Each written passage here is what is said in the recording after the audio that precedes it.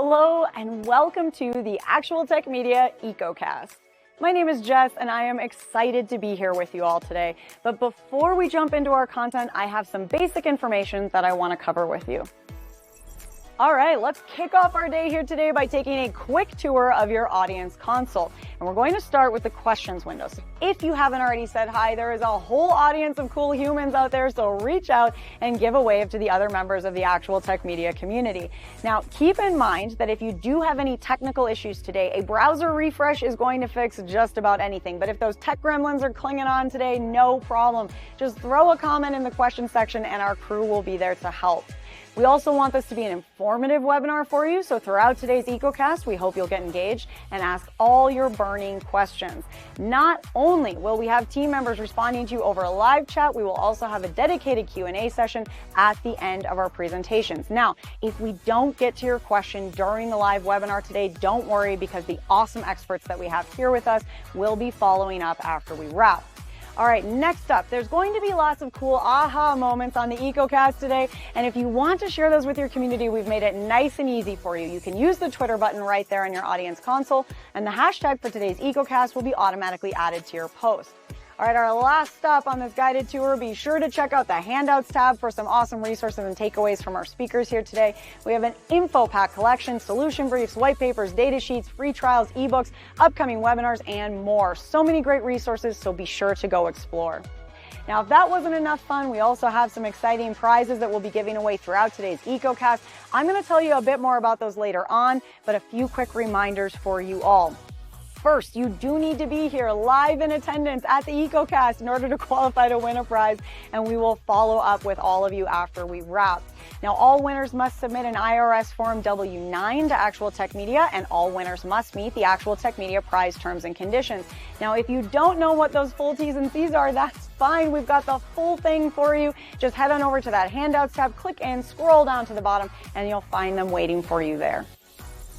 Now, the absolute most important thing to remember is that we love getting all your insightful questions during these live webinars. In fact, we love it so much that we actually have a special additional prize for all you inquisitive folks out there. So in today's EcoCast, we will be giving away a prize for the best question asked in each of our live sessions. Now, the expert speakers and teams will review all questions asked after we wrap the webinar, which means that even if your question does not get read out in a live session, there is still a chance to win.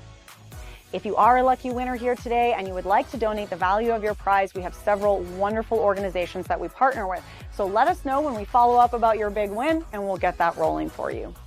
Again, we are so happy to have you all here with us live at the EcoCast today, and we want to keep that good feeling going, so let's connect on social media. Reach out and connect with Actual Tech Media on Twitter and on LinkedIn. We have lots of great content, and we always want to hear from you. Now, if you're looking for more awesome content and resources right after we wrap the EcoCast today, be sure to subscribe to the Actual Tech Media channel on YouTube. Another fun way to win a prize and, hey, grow this awesome community is to refer an industry friend or a coworker to the Actual Tech Media webinar series. Now, you'll find a link to do that right in your handouts tab, and you will also be automatically redirected at the end of the webinar. And both you and your coworker or friend could win a prize, and we hold those drawings every month. So be sure to refer a friend because, it could quite literally be a win-win situation. Next, we have a cool opportunity for all the decision makers out there to get connected with new and emerging tech and innovative vendors. Here's how it works. All you need to do is click on the link in your handouts tab, fill out a quick application, and the Actual Tech crew will then match you with some vendors that we think you should probably be chatting with based on your needs. There will also be fun opportunities that you get to choose to join in, like surveys, test runs, new solutions, extended demos, and so on. You'll get some chances to win extra prizes, you'll chat with great people, and you'll learn about the hottest new trends in tech. So be sure to apply, or hey, send that link to a decision maker on your team. Now, I want to take a quick minute here to remind you all about one of my favorite resources, and that is ransomware.org. You can find out everything you need to know about ransomware, how to prepare, prevent, and recover. This site is jam-packed with information, helpful tips, checklists, strategic approaches, case studies, everything you need in one place. So wherever you are in your ransomware preparedness journey, there is something for you at ransomware.org. Go check it out and start exploring. All right, I have one more exciting resource I have to tell you about today, and that is the Gorilla Guide Book Club. It's going to give you access to free enterprise IT books authored by top industry experts, so you can stay up to date on trending enterprise technology. And yes, these books will work on your Kindle, your mobile device, and as I said, they are completely free. You can download these awesome resources at gorilla.guide, and there's a link for you in that handouts tab as well. All right, well, we have covered a lot of important things already, and I don't know about you all, but I am excited to dive in. So let's get going. Oh, and welcome, folks. It is time to dive in on today's topic, securing and protecting email services. Despite chat apps, internal communication softwares like Slack and Teams, and an abundance of other options, email is still very much a huge part of how we communicate, how we market our products and services, and one of the few ways we can directly access another individual. With email databases full of sensitive information and being a vehicle for phishing and ransomware attacks, it is incredibly important to protect email services.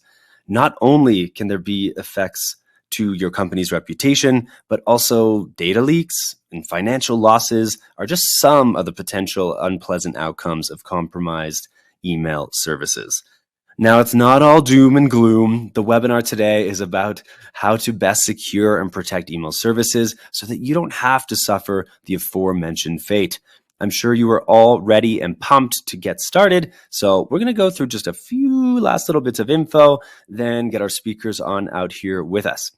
My name is Mackenzie Puddesy, and I'm a moderator here at Actual Tech Media. My friends and fellow moderators Jess Steinbach, Scott Becker, and Keith Ward are here with us on live chat today. Plus, Jess is going to join our keynote to kick things off.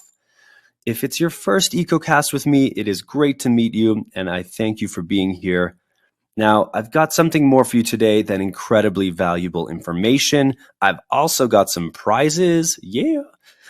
Today on the EcoCast, you could win one of three $300 Amazon gift cards that we will be giving away to 3 lucky winners who are here, present, and live with us at the EcoCast. And as mentioned in the housekeeping chat this morning, you can find the full T's and C's linked in the handouts tab if you have any questions about that. And hey, with that last little thing, we are ready to rock. Our keynote speaker today is Lindsay Kay, Vice President of Threat Intelligence, Human Security. She'll be setting the stage for today's discussion with my fellow moderator, Jess Steinbach, who's on live to post some questions around this topic. So with that, Jess, Lindsay, I am kicking things over to you. All right, Lindsay, thank you so much for being here with us today. Always so much fun to start a day out with you. And today we're talking about securing and protecting emails.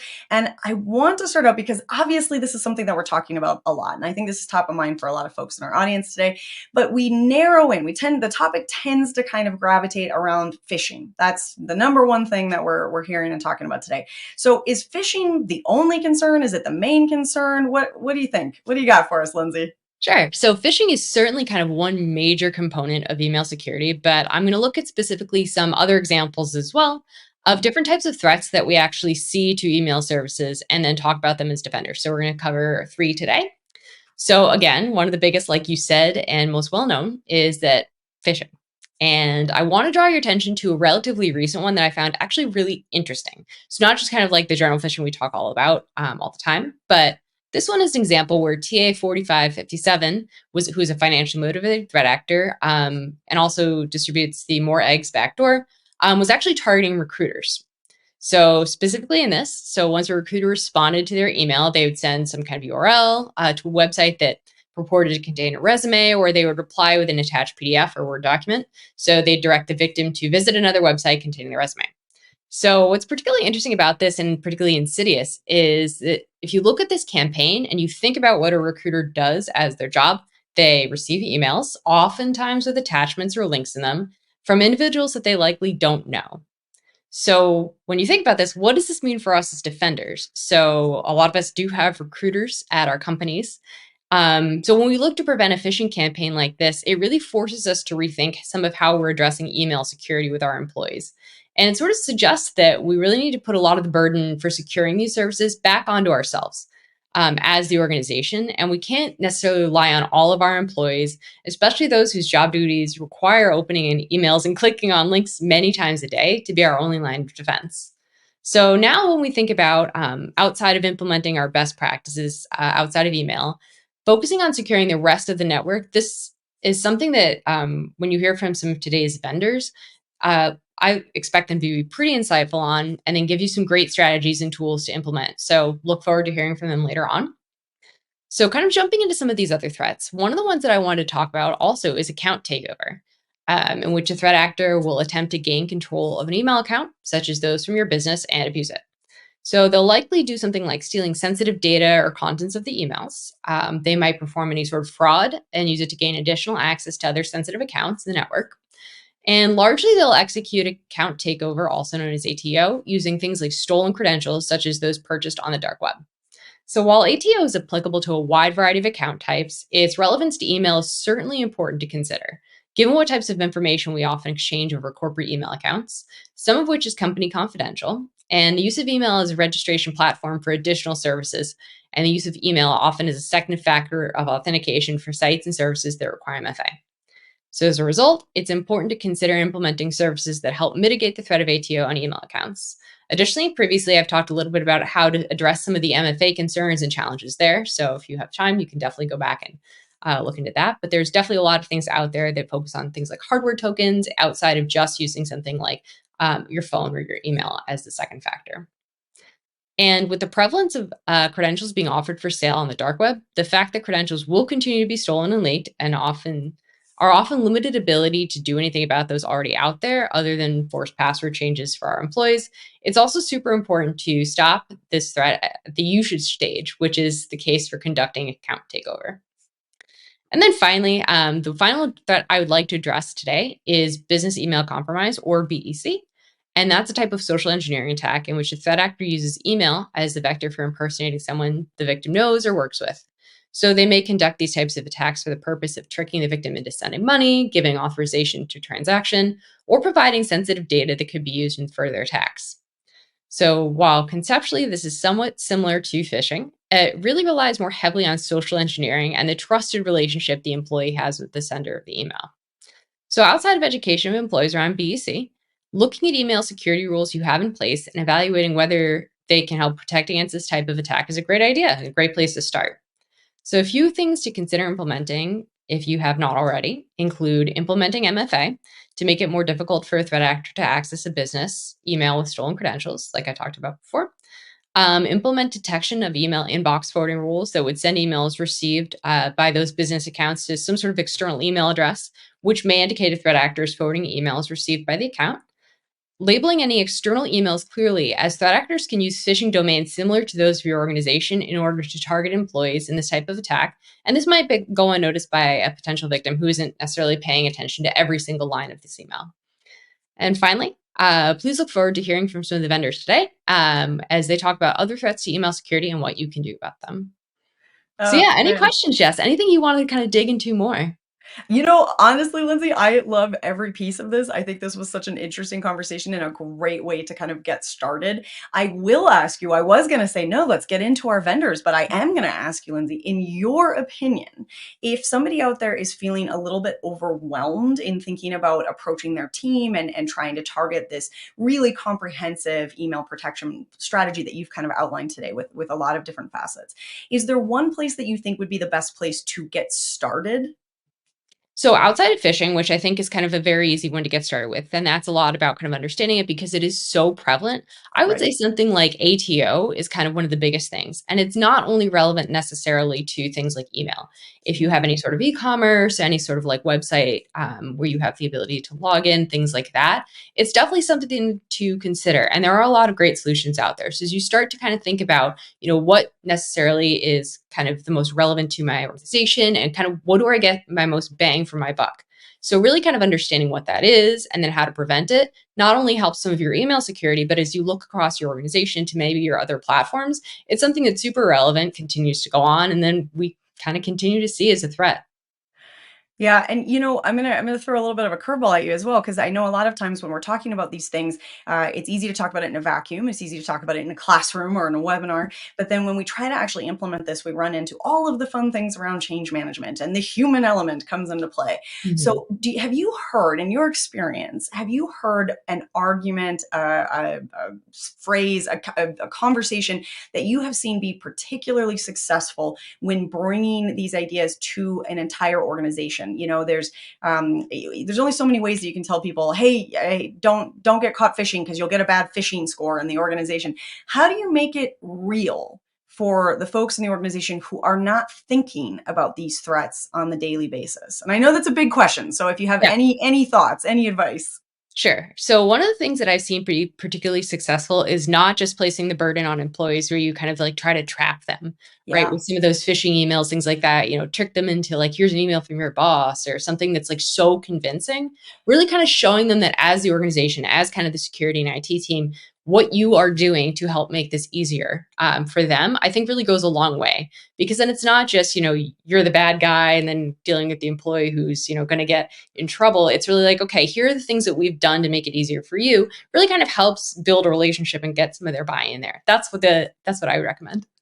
I like that approach, and I do think it's, a friend of mine, and I won't say what company there. I got a message recently that they'd gotten a free Starbucks gift card from their organization, and they were feeling so happy and so seen. And then they clicked on it, and it was a phishing test, and the only clue, and they had checked all the right things. The only clue was that mobile order was scrunched together in one word. So it said if you want to place a Wow. mobile order, but companies do that sometimes with like sneaky, put a Z in instead of an S. That kind of, anyways, it felt so. Now this person felt really frustrated because they felt like they thought they were being rewarded and recognized, and now they felt like they were getting their hand slapped. And I get it. I understand why organizations are doing this, so I'm not pushing back on that at all. But I think you're right. If you can incorporate more of an element of doing this together and less of an element of we're trying to trap you, that is a hard balance, a delicate balance, but I think an important one. And you're absolutely right. We're definitely going to get some more insight from our conversations today. But Lindsay, I really want to thank you for being here with us to start this day out on such a great note. This has been really interesting and fun as always. Sure. Thank you so much for having me. Thank you, Jess and Lindsay. I really like the practical sense of how do we approach this? How can I bring this up in my organization to get adoption and also to work with employees in a positive way? I've got a little test to make sure you're all alive and awake and ready to hear from our presenters today, which is why I have a poll for you to answer before I introduce you to our presenters. Take a second to answer this poll about the timelines in which you're thinking about implementing some of the strategies and softwares that we're about to talk about today. Maybe you don't know, and that's okay too. We are just getting a lay of the land, making sure you're all awake out there. Alrighty. Anyway, thanks for taking the time to do that. And remember to send in questions, comments, and do be interactive today. On today's EcoCast, we've got two fantastic teams presenting. It'll fly by, but be jam-packed with valuable information, as always. Am I right? Shout it out in the comments if you agree. And a little reminder that there is a best question prize for each session, so make sure you throw in some thoughtful questions. Now, without further ado, the Know Before team is here to get the good times rolling and talk about AI in email services. So, please welcome from Know Before, Eric Cron, Security Awareness Advocate. Eric, the stage is all yours. Hey, everyone, and welcome to today's webcast. We're talking today about the role of AI in email security. My name is Eric Crone. I'm a security awareness advocate here at KnowBe4. Been in the industry for, since about 1995 in a lot of different areas, a lot of different industries for cybersecurity and IT, and I've seen a lot of different things. I'll tell you, the world is changing right now, especially with the advent of AI and what we're seeing it being used for. And that's kind of what this webinar is about. Now, again, I'm with KnowBe4. We are the world's largest integrated security awareness training and simulated phishing platform. In other words, we really try to tackle the human side of cybersecurity.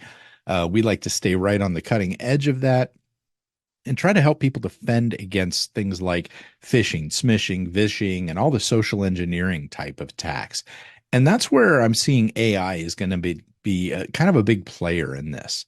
So this talk is based on a research report with the same name from Osterman Research. They ended up talking to a number of people. There were 148 companies or organizations they reached out to. There were IT and security leaders, firms with at least 1,000 employees, and an average of 3,274. And we did not, or they did not, restrict or exclude any specific industries. So that's what we're going to talk about here. The first thing we need to do is let's ask the question that's hanging out there. Why use AI for email security? Well, we're going to have to do it to keep up with what's going on. We see this explosive use of ChatGPT and other large language models and all that. We really need to be able to compete with that. Now we know that cyber criminals, they're creating new attack methods, or they're trying to work around some of the common stuff, right? Like bypassing traditional detection methods. We know that email filters are good, but they still pass like 5% of the emails out there. We know that there's going to be fewer malicious signals and markers. The reason is they're going to be using AI to take care of some of that. Remember the old days of bad grammar and spelling and things like that? Well, I hate to break it to you, but these are kind of going to be gone now. There's always been services available out there, at least there have for a number of years, that could take somebody's email that they want to send out and get to people, and they would take it and get rid of the grammar and the spelling errors and all that for a fee. They guaranteed higher click rates actually out there. This was a dark web service that was available through a number of providers. Now, what's interesting is with like ChatGPT and the other large language models, they can actually do a lot of this correction very, very well, or even full translations with these large language models. And they're very, very good. This is some of those signals and markers that we're talking about getting rid of here. Okay. I can imagine there's going to be new forms of spear phishing, BEC, and other types of impersonation using our AI friends, including deep fakes and things like that. Different ways to do that. I mean, you can tell ChatGPT to put together a message in the style of, and if you've trained it on some of that, it can do a very good likeness of another person's typical writing style or email style or something along those lines. So I see us really being able to redefine or have a much higher definition when it comes out to these attacks that are hitting inboxes. Now, they are using AI in email attacks, creating unique attacks at scale. And this is another thing that I really think we got to watch for with AI. AI is going to allow things to scale at the level that we haven't seen in a long, long time. And scalability is very important to cyber criminals. If you look at what's happened with ransomware and the move over to ransomware as a service, where they basically have affiliates that carry out the attacks and the developers, well, they keep the infrastructure and all that stuff in place. This kept it so that these developers don't have to spend their time doing the attacks. So now they do a profit sharing, which allows it to allows the attacks to happen to many, many more organizations than they could before. So it really helped to scale that by hiring people that maybe don't have the knowledge to do the coding for the actual malware, but do have the skills to be able to carry out social engineering attacks. So I think we're going to see more of this sort of things with scale for sure. The mimic writing tone and tones.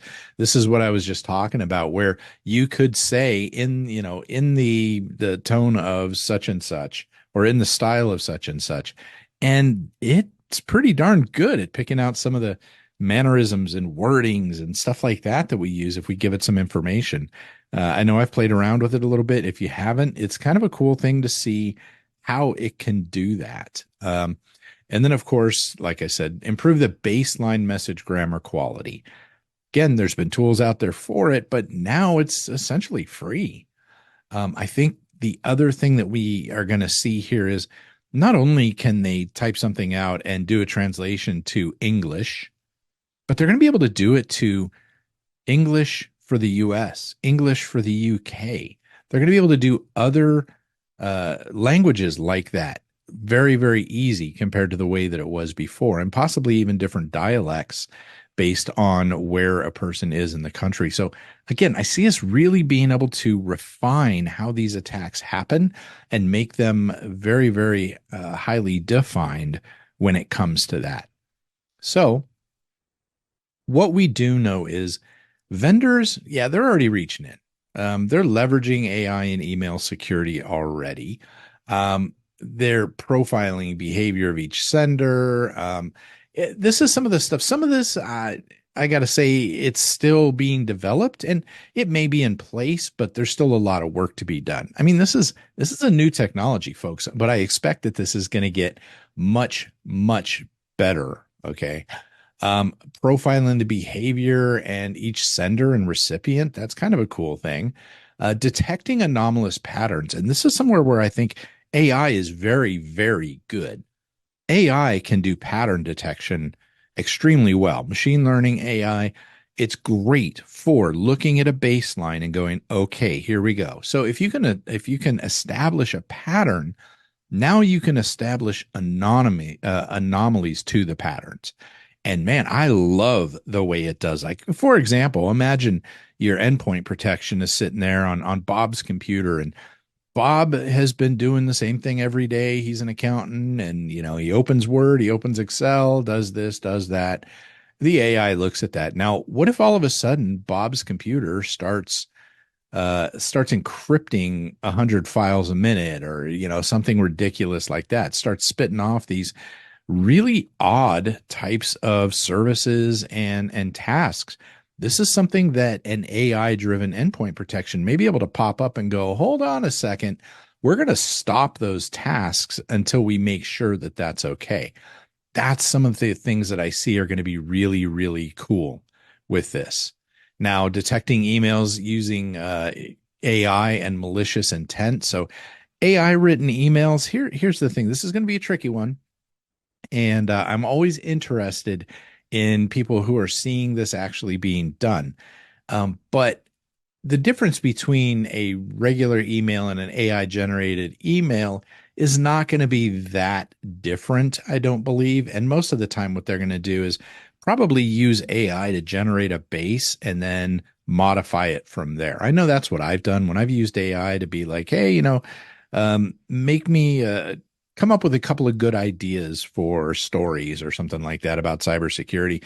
It throws a bulleted list at me, and I can adjust that, or I'll look for titles and I adjust it. I think they're going to be tweaking it too. So it's going to be hard to spot emails written using AI, but the intent is going to be something that I think AI will soon be able to look at. It's going to say, is there an action to this? And what is that action? Is it a dangerous action?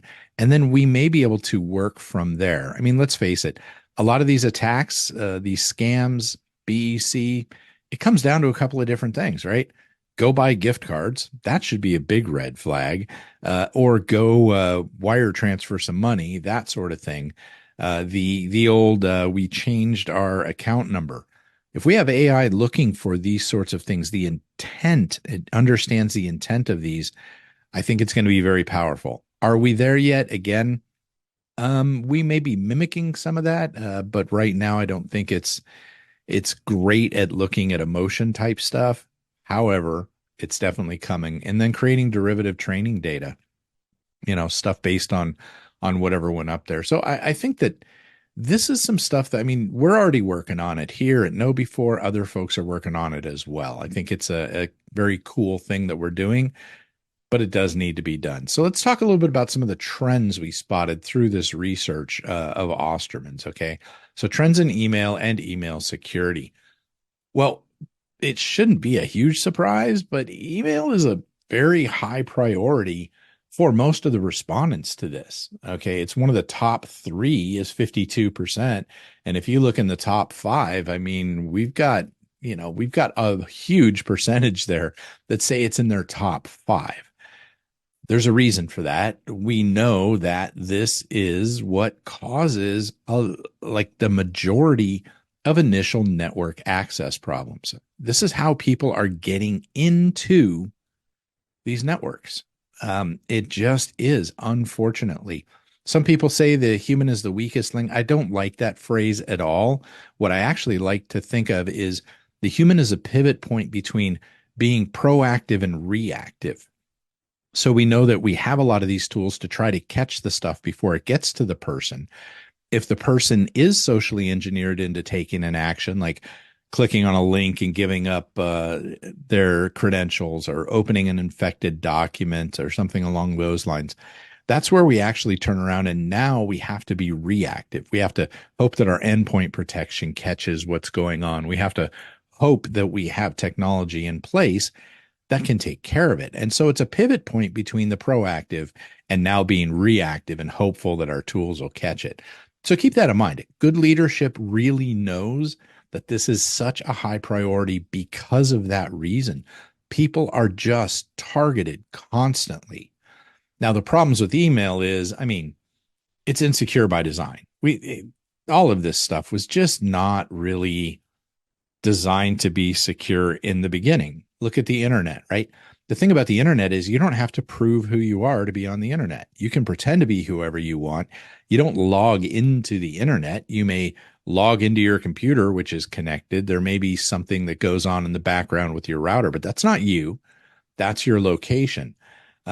It's not something that we have to prove who we are. These sorts of attacks, it's direct contact to employees. You can't turn it off. I worked for the DoD for a while. We ended up going to plain text emails, and I got to tell you, it was a nightmare. Links were broken, stuff didn't work. It was really, really crappy to have to try to deal with that with text-only emails. So it's critical. The more that we do this, the more we have in there. It's become a part of life. It's also the ultimate tool for malicious delegation. So in other words, I'm going to pretend I'm a CEO and demand that somebody go do something. It's a great tool for that. It's faceless. You can't actually see the person on the other side. So if they're good social engineers, they can get people to take action. Now, do organizations see criminals using AI? Well, the percentage of respondents here indicating agree or strongly agree seems to be pretty high. About 74% agree that they see criminals using AI, that they're already using it in an email attack that they've experienced. Now, again, I'm going to be cautiously optimistic with this or pessimistic, depending on how you look at it. It's hard to tell if something is actually AI driven. Even some of the stuff we've seen in the news where it was like the CEO called and told the person to wire transfer out a bunch of money. Even that, I haven't seen it proven that it's AI or deepfake generated. It could be a voice actor. There could be things behind that. Now, that's not to say we don't need to be concerned about it, because we absolutely positively do. It's totally coming. It's just very, very hard to actually detect things like that. We've experienced an increase in the use of AI by cyber criminals in the past 6 months. Again, 48% agreed, 26% strongly agreed. Now, gets interesting here. Cyber criminals will continue to innovate. 56% agree, 31% strongly, and they will attempt to use AI in email attacks to circumvent the security technologies. Well, definitely we're seeing a huge amount. If you think about the response here, we're talking about 84.3% of all respondents said they will attempt to use it. This is pretty powerful stuff here. And then they will continue to use it in stuff that they get at their organization. 48% strongly agreed. Now, again, what we're looking at here is it's kind of a split here between what has happened in recent history. It's being used is the first couple of them there. The other ones are what's coming. This is us, putting on our looking into our crystal ball and saying, this is what's coming here. Well, I think I agree with this. I think that especially on the it's coming side of things, this is not going away. This is a new tool. It's an effective tool, and it's something that we're going to find some very clever uses for from the adversaries. And I want to be clear about that. We have to appreciate how clever they are and what they've pulled off just in the past with the tools they've had. These are some smart people, and if we underestimate that, we're going to find ourselves in a world of hurt. So, when talking to the respondents, this was our AI-enabled protections more important. We're talking about, is it important to them to have AI detections in place? 12 months ago, 52% said it's moderatively, but look at this. Then it jumped up to currently being 45% saying it's extremely important having that stuff in place. And then even more in 12 months, it's going to be super important to have that in place. Just kind of a quick look at what's going through people's minds with this. We need to have AI-enabled protections in these things. That's what they're feeling like. Now, are email security and vendors embracing AI? I know that we are. We've got some pretty interesting things with our product Ada, and we're doing some pretty cool stuff with that. I get really good feedback on how our AI is helping out with this. So check it out. Check out Ada and what we're doing with that if you want to see what we're doing with this. So what we have here is whether or not it's important, moderately, or extremely important, essentially. So incumbent email vendors updated their technology to include AI-enabled protections. 43% said it's moderately important, but 48% ended up saying it's extremely important. Overall, that's 92% of the people that they talked to here said, yeah, it's pretty important in some way or shape or another that we have some AI-enabled protections in place. They also thought that their traditional offenses were ineffective against new and emerging threats, and they specifically wanted new AI-enabled protections. So they're thinking the old stuff isn't going to cut it. They really want AI-enabled protections. For almost 48% of them said that's extremely important, and 49% of them said it's moderately. But look at that. Almost 97% of respondents were like, yeah, we want AI-enabled protections. And then the last but not least, we want to mitigate as many threats as possible. AI seems the best approach. That's about 89% total. Said AI seems the best approach to them. That was extremely or moderately important on them. So some interesting things there. We definitely see the demand for that. Now, the question is, what about the current usage of AI? Well, this is an interesting thing. Most organizations appear to already be using AI. So when they asked the respondents about this, are you using AI? 66.4% already said yes. 14% said they're actively implementing it. 6% are still researching or evaluating. Only 12% said, nah, we're not doing that. And 0.7% didn't know. So, I'll tell you this, that 0.7% that didn't know, we may think that that's kind of odd to think about right now, but we'll see in a little bit. It's not always easy to know. So when it comes to different threats, moderately or extremely important, an AI used to protect against various threats. So they want it to protect against inbound email, like misdirected, accidental data exposure, right? Those accidental emails, 92% said that's extremely important or moderately important to them.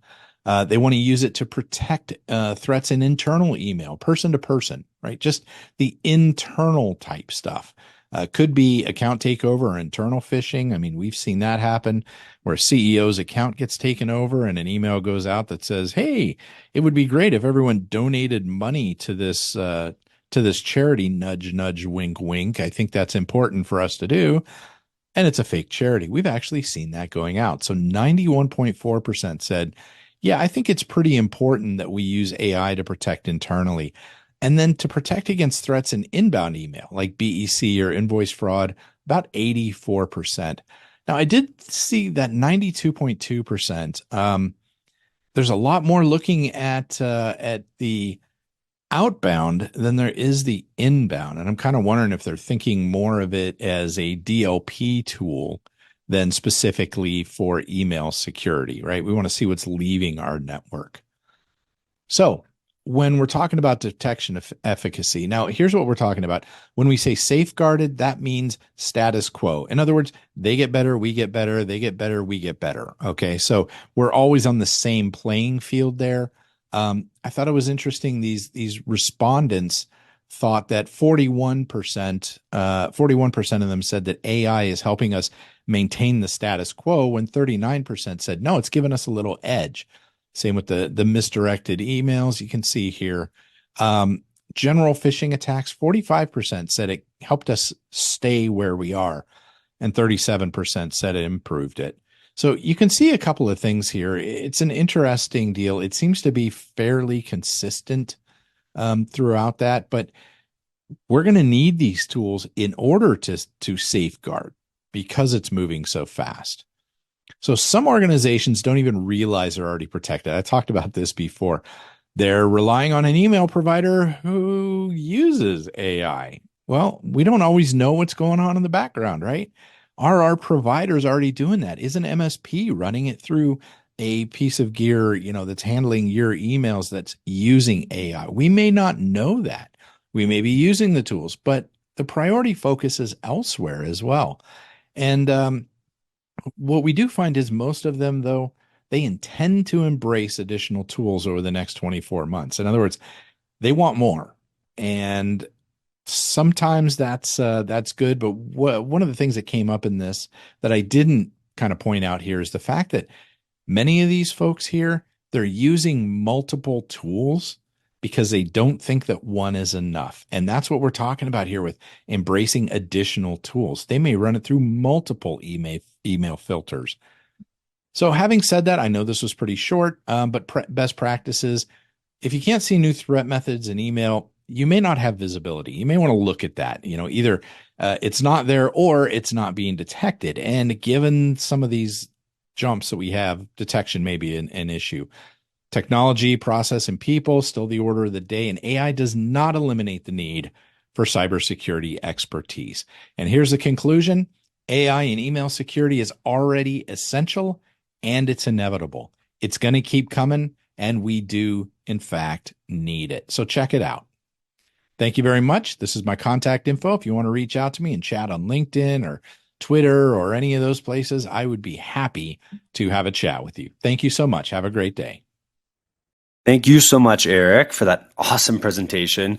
The presentation went a little bit long, and so we don't really have time for live Q&A today. We got a lot of questions that came in, and I apologize if your question did not get answered today, but do not fret. We will have the Know Before team reaching out to you after the presentation so that you get all the information that you need. And that said, I also have a poll up. So anything that you are looking for, data sheets, white papers, pricing details, a demo, plunk in what you might be looking for, and we can have the team reach out with you after the facts. Now, if you do want to learn more right away, I do want to remind you about the handout tab, which is attached to the questions tab that you're all quite active in. If you pop in there, we've got the Know Before Data Center linked there. And you can get the Forrester Wave security report. You can book a security awareness training with the team, or you can download their free password security resource kit. So plenty of things to dive into. This will be a perfect way to follow up on the convo that we just had with Eric. Definitely worth a read, so go check it out. Right now, we have the first of 3 $300 Amazon gift cards to give away, and a quick reminder that you must be present at the webinar to win. And our first lucky winner here is Arlene Green from Arkansas. Congratulations, Arlene. We'll reach out after the event in order to help you with claiming the prize. Now, next up today on the docket is Rubric. They'll be digging into whether or not your Microsoft 365 data is recoverable and how to protect from phishing and data loss. So if you are A, using Microsoft 365, or B, just looking at ways to secure your data and obviously your email, this would be a great way to learn. Kim Lambert, the Principal Product Marketing Manager, is on with us today. Kim, I'm looking forward to hearing from you on this topic. And with that, take it away. Hi, everyone. Thanks for having me. Yes, I am Kim Lambert, here from Rubrik, one of the industry's leading data security companies. So I partner with our technical solutions and product teams at Rubrik, as well as product and tech strategists at Microsoft that focus on security and modern workplace challenges. So I have here with me today Drew Russell, and I'm very lucky to have him. Drew is our technical guru for Microsoft 365. He's been on hundreds of customer calls with Microsoft customers, so he knows what you're dealing with in terms of today's cybersecurity threats. And Drew's on the line here to show you a quick demo of the solution, so you will not leave here today without seeing the product in action, I promise. All right, so for the agenda, we're going to cover why do you need to protect Microsoft 365 in the first place. We'll get into that, and we'll cover the current threat landscape for Microsoft 365.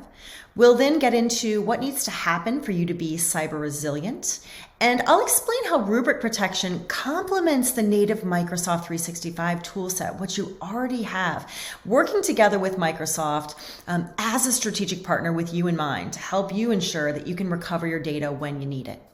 All right, let's jump right in. So what's going on in terms of the threat landscape for Microsoft 365? Well, here's the situation as we see it, talking to other organizations, security experts, and Microsoft.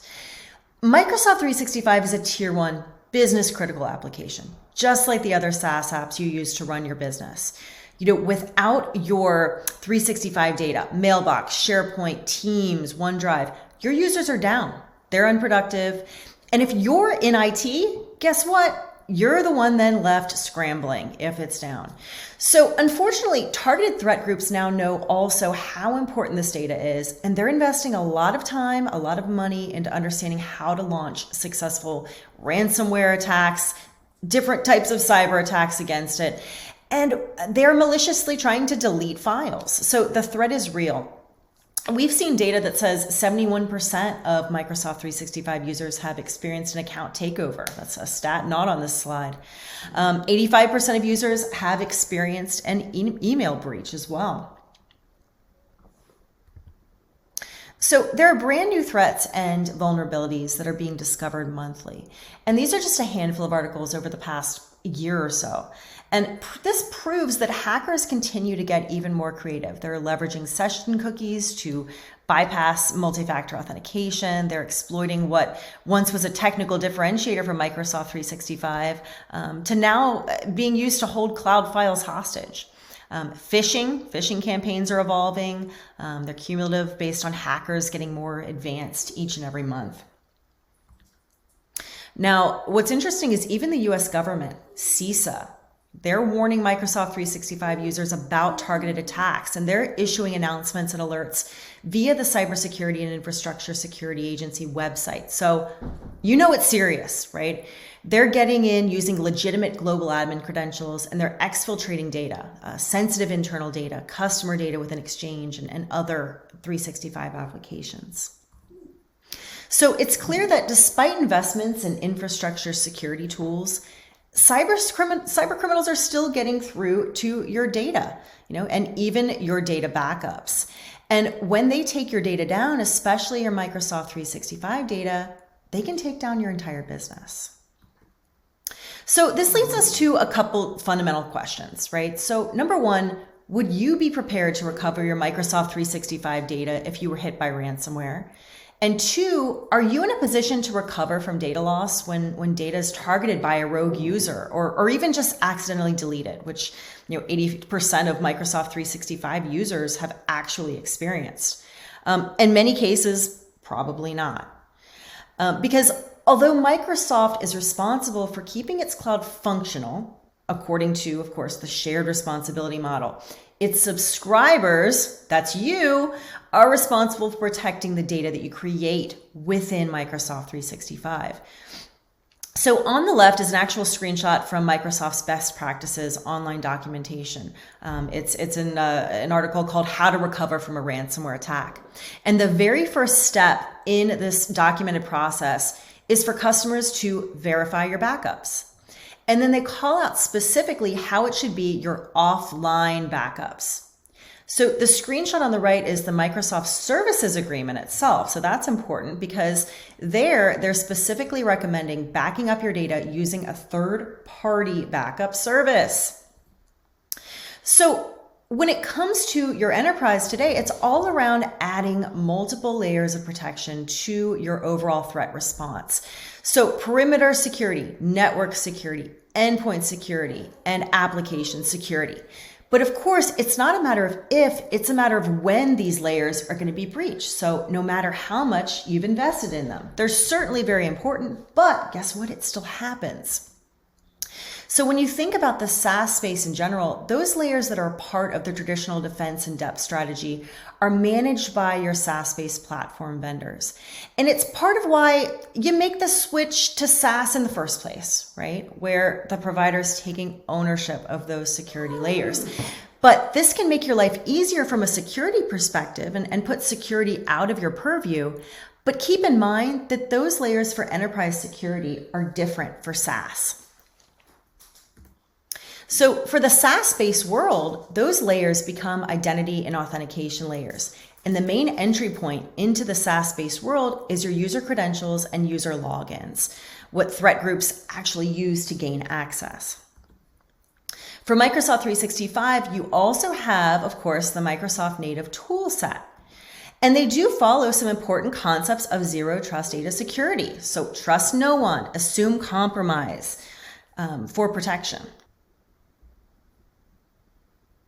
But for Microsoft, it's broken up into 4 categories that are all really about complying with legal and regulatory standards. And this is from the Microsoft documentation as well. So first they say, know your data and the different levels of protection needed. Understand your data landscape, identify important data across your hybrid environment. Then protect it to make sure that it's fully encrypted, restrict access, apply those encryption and access restrictions and visual markings. Prevent data loss, so that includes oversharing of sensitive data. So you want to detect risky behavior that you wouldn't expect to see. And then finally, govern your data. So retain what you need, delete what you don't.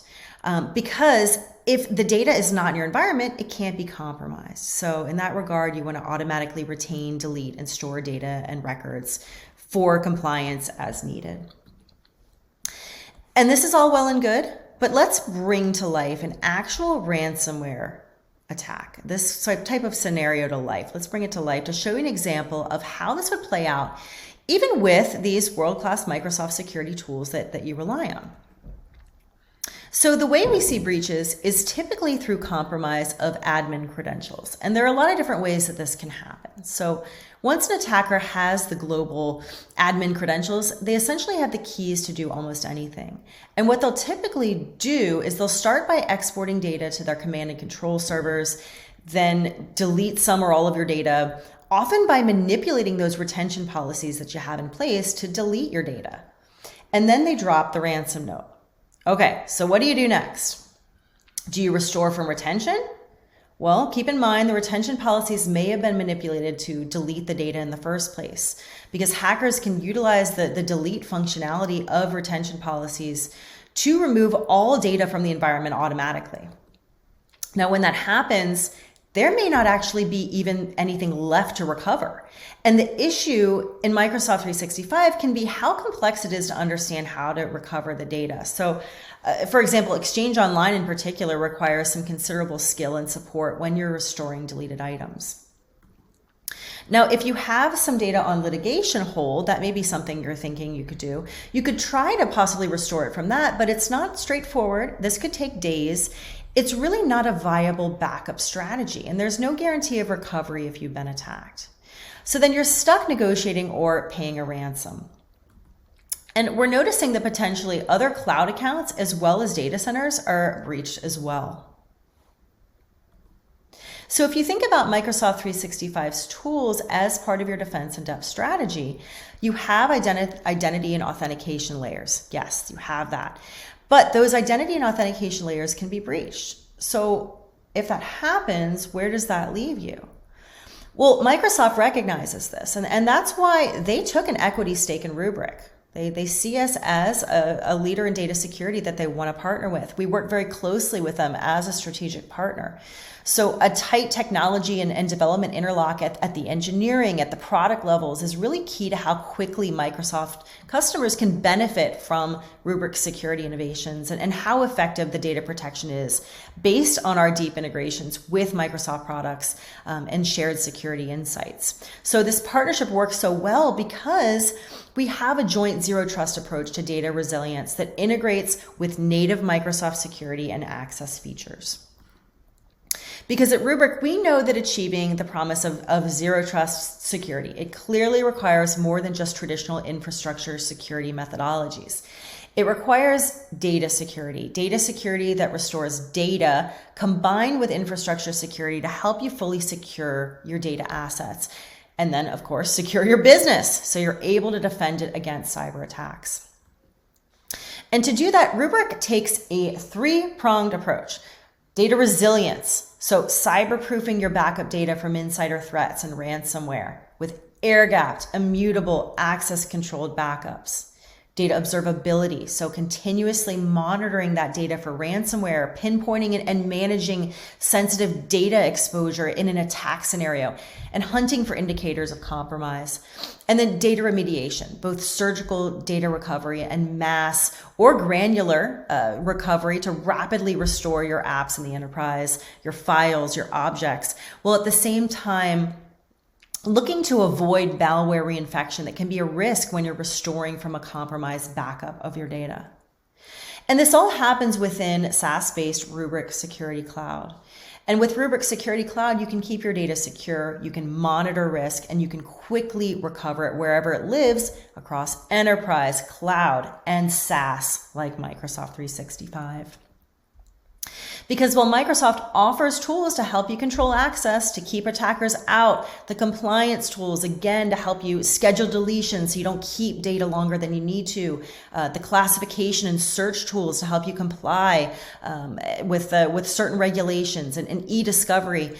But for recovery from ransomware or accidental deletion or long-term retention for everyday instances where you need to, say, recover 60, 90-day-old Microsoft 365 data that's been lost and that you can't recover with the recycle bin or based on versioning, that's where Rubrik comes in with something that's consistent across the board for all Microsoft 365 applications that we protect. And with Rubrik for Microsoft 365, you have that isolated copy of your data in Azure, but physically separated from your Microsoft 365 data. And you can recover in bulk. You can use a granular three-step recovery. You can easily locate data with real-time predictive global search. And Rubrik is eliminating the manual job scheduling. We're streamlining policy management across tens of thousands of users. So when you have new users added, they're automatically protected by our SLA policies. And Rubrik auto-scales resources so that we can really seamlessly operate and protect your large environments. And with Rubrik, the ability to manage everything is through this SaaS-based Rubrik Security Cloud that lets you protect on-prem data, hybrid cloud, and all of your cloud applications that Rubrik protects as well. So we do this with this logical secure air gap between your core data and your backup data so that your data is protected by Rubrik and it's recoverable when you need it. Now, with Rubrik in the equation, in that same ransomware scenario, let's go back to that. Your data is now inaccessible through your Microsoft 365 admin account. So if there's a case of accidental or malicious deletion or corruption, the recovery process is simple. And we'd love to show you a full demo of this that goes into a lot of detail, but Drew will show you something very soon. But it's as simple as going to your calendar backup, selecting a restore point, clicking restore. That's simple.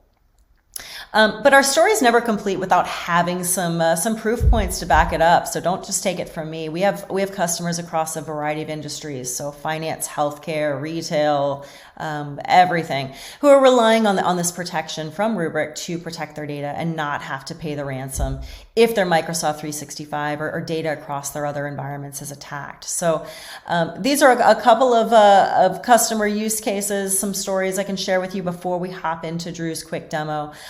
City National Bank of Florida. This is a financial institution based in Miami. They're the second largest financial institution in the state. For them, security is at the forefront of everything they do. So it's critical that they partner with robust security organizations like Rubrik and Microsoft to advance their security posture. And they do that with our natively immutable, air-gapped, access-controlled backups and our ransomware remediation. So with the rising threat of ransomware for financial services, right, and the fact that having to manage Microsoft 365 protection can often be a very siloed task, especially if you're using an on-prem solution and it's not connected to the protection for your data centers as well, for your hybrid cloud workloads.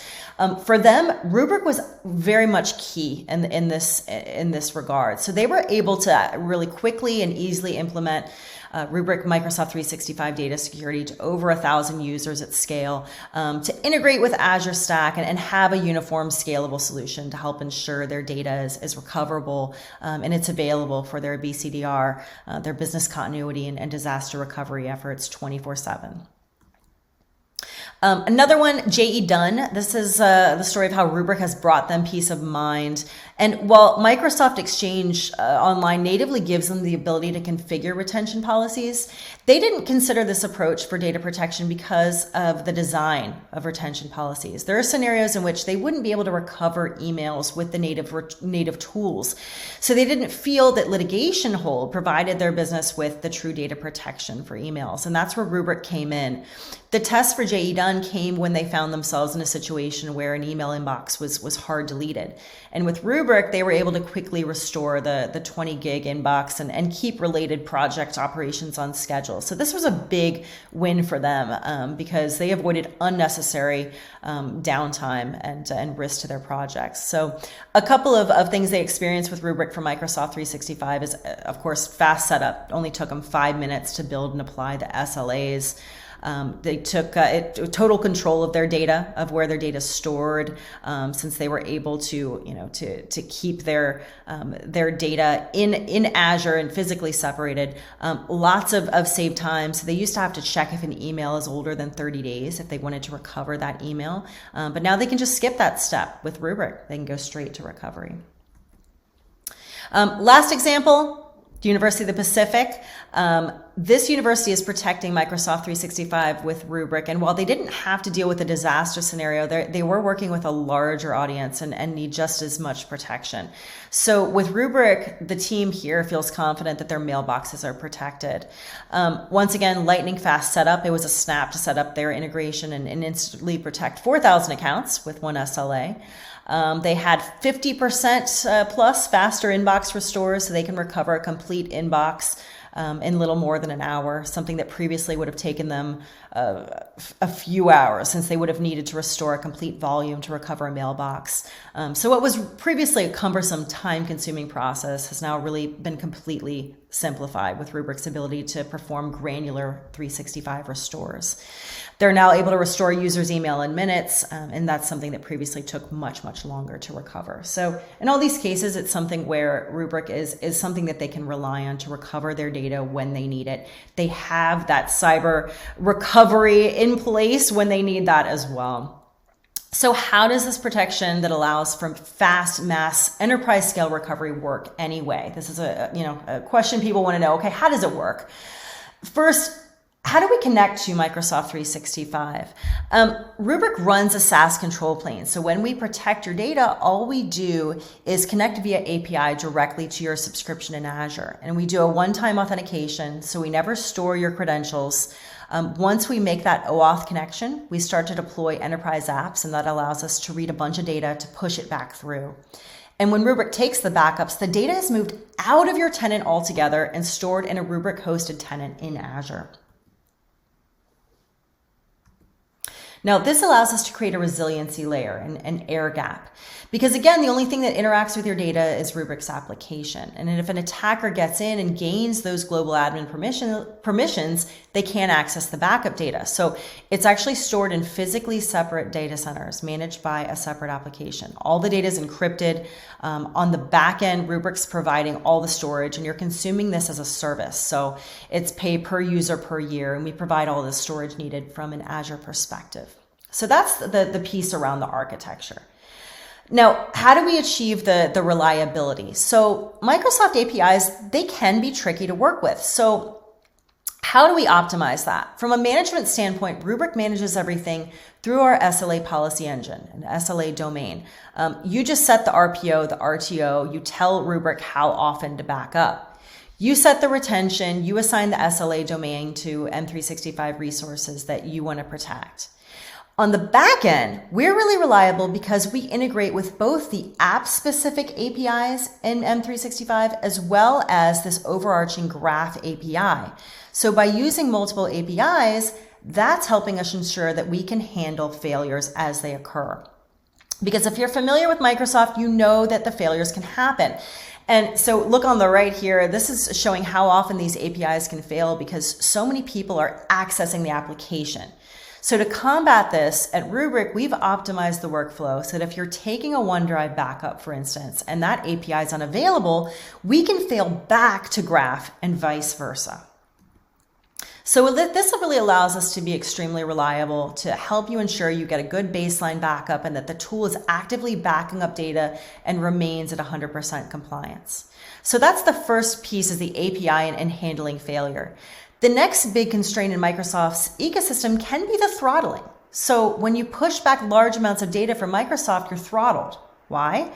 They have hundreds of millions of users accessing the platform, and they have to guarantee performance. And where this comes into effect is when you're trying to recover lots of users at once, right? And you may need to do that. We've seen it happen. And what we've done is built an auto-scaling infrastructure that allows us to handle many backup streams at once.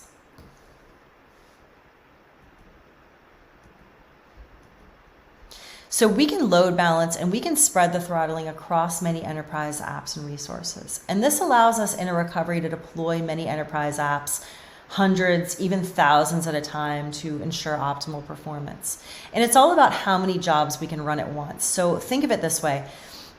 Say you're filling up a swimming pool with a garden hose. There's only so much water that you can push through a single hose. And what our architecture allows us to do is to run 1,000 garden hoses at a time so that you can really achieve optimal performance. And what this equates to in the real world is being able to restore lots and lots of data all at once. So in our scale testing, we can recover quickly with more jobs in parallel. You're looking here at about 835 emails a second as an example. And what this equates to is being able to recover about 20,000 users a day from Exchange, and we're improving that all the time. One of Rubrik's biggest technical differentiators is being extremely performant via our architecture with how we deal with Microsoft's APIs and how we work with the throttling.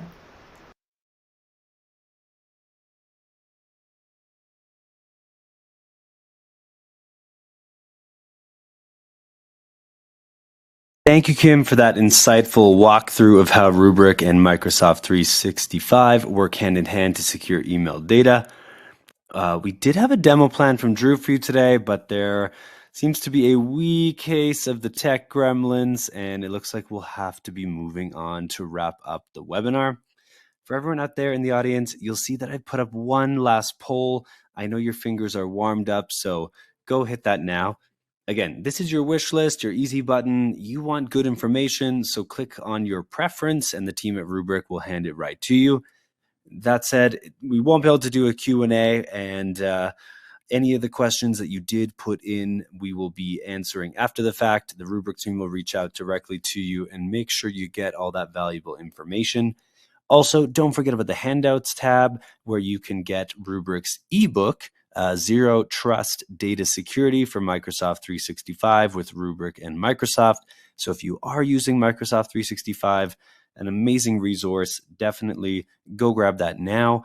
There's also kind of a hype video in there that can give a little bit of information about what to expect in the book. And with that, we have a couple more prizes. Right now, we have the second and third prizes, $300 Amazon gift cards to give away. Reminder, you do need to be present to win, so let's hope our final winner is indeed still here. Drum roll, please. The second gift card goes to Matthew Dupree from New Jersey, and the third to George Tehrani from New Hampshire. Congratulations, Matthew and George. And just a little recap of our three winners today. We have Arlene Green from Arkansas, Matthew Dupree from New Jersey, George Tehrani from New Hampshire. And as always, we will be in touch about claiming your prize after the webinar, plus those best question gift cards from each session. And finally, if you are in the webinar today and you would like to chat with us about presenting on a future summit, EcoCast, or MegaCast webinar, well, we would love to hear from you. Reach out via the email at connect@actualtechmedia.com. And with that, on behalf of the Actual Tech Media team, I want to thank you and all of our speakers from KnowBe4 and from Rubrik for making this EcoCast possible and for being here with us today. And a special thank you to all of you for attending and asking some great questions. I had so much fun with you talking about securing and protecting email services. I hope you've all gotten some interesting ideas and tips, and maybe you're leaving feeling lit up and ready to take some next steps. So whatever those next steps are, congratulations, excited for you. If you enjoyed your time today and you wish to check out an upcoming MegaCast, mark your calendar for tomorrow, the ransomware spectrum, securing people, technology, and data. Again, this is tomorrow, Thursday, March 21st, 12 p.m. Eastern, 9 a.m. Pacific.